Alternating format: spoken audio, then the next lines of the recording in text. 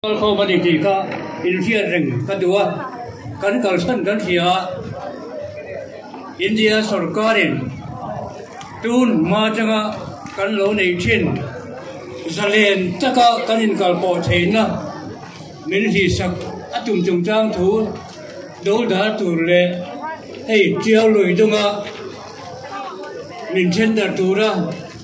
border fencing aram bari hungatum du lo chung chang thu a hay là kan lo kal kho mani poi sa tam tak siagin kan hun le kan tha de siagin nang ni po hoina in tha le jung de siagin kan lo kal kho mani e go wangin kan lo kal kho kan de chon kan ram kan nam chan tu na ni ya chu wa chon voi ne ya kan thin lung tak takin kan ngai to ka du ni zoro hian ei organization ni ya kan ham thuk sunga chuan zofa India rama chengte Burma chengte ten Bangladesh chengte unau nam khat cha tu tumun thisen zom serle sangin khoi pol thei be se na pun khat vora double tang khata chile ruam khata tichin unau kan ni chuwang chuan anh đi zo mình trên đặt tu ở nông tu này lâu bây giờ hiện cần hoa thế em FMR thì sao phun mình trên đặt vàng anh đi bạc ta hiện cho là vào chuan India là Burma independent nua cần làm mang chuan dòng dễ la sáng khai xuất sum rồi là Patriot June sum là Pakua thế đàn thì siam thata ni ya chuta chuan ram ri tanga kem somli ve ve in kal po thei free taka zale taka in kal po thei turin India sarkar in siama chume nuwa zulai ni somhele pakhata sa kha zakwa sa ni le pakhata anu tidang lam le ya kem som paruk chau di turin an rom anu luar man le cha ni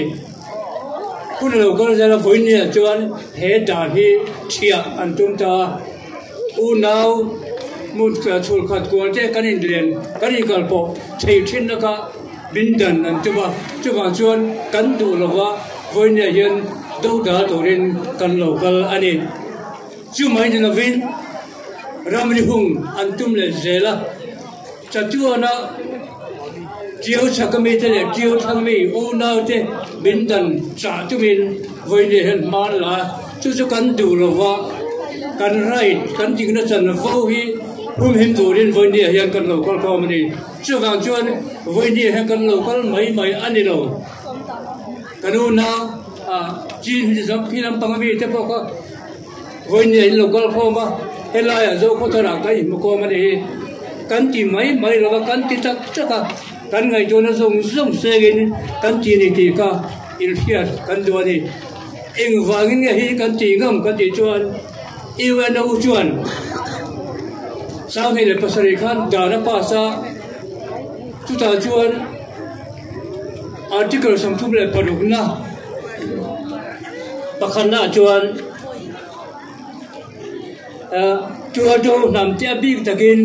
cover sarkar ramri khamena chenda ta chu an in kal poin an in tan puyanga sa ko thil le ko tang thil e le ba le polit ta te an ma ni le an chu kwa across border jam an soi tang thi ra chon him takin chung chu promote ti than an tum zel tu na ni ti ko chu an siama apan he na chon chu men ti thi na tu chon anam the state chu a state ati chu India sarkar ti na ni chuan a pui kin thina turin indigenous people den soi hovin thanem nga takin nan thok tu ni ti alo pa chawa chimi dar lo chan chuan hoina yen kan lo kal ko mani diktak chuan kha adaran pa dai po kan India hi adike a tha he ti a vote petu khania tin Burma pol tho chu a vote pe ka chu hoina chuan mau samen ngai poi mo lovin free movement regime kan nei thin te in kal bo thena kan lo de thin te le kan bo da te sil turin fa ala ta he UN thu chung kal tania tin chumin kan an pas laya ama po vote pe ve ngai tur kan voi ne chuan alen dengin min khai ta ni apoi kom bai chu vào chuan voi ne he kan rai ki kan play ba zo fa ti hian hei hi kan ting na chan na fu van di ti kan pia ta than he mung mai ta kan ti thang ngai ni voi ne hian helaya zo ko thara ado da to ni kan gal kho ma voi ne kan ti lai tak hian Manipur tengno pala kanu nau chen rally hian nei ve dor to kani Nagaland po nei turin kanin tia ma se Nagaland chuan voi ni hian an din ni poi mo ding mai pathian he nai nan di arampum poyan ti ta ga wagin an ti nei thei talawa chuwa chuan Nagaland Indigenous Peoples Forum President Pusamiran lekha menon thona voi ni ati thei ro mai la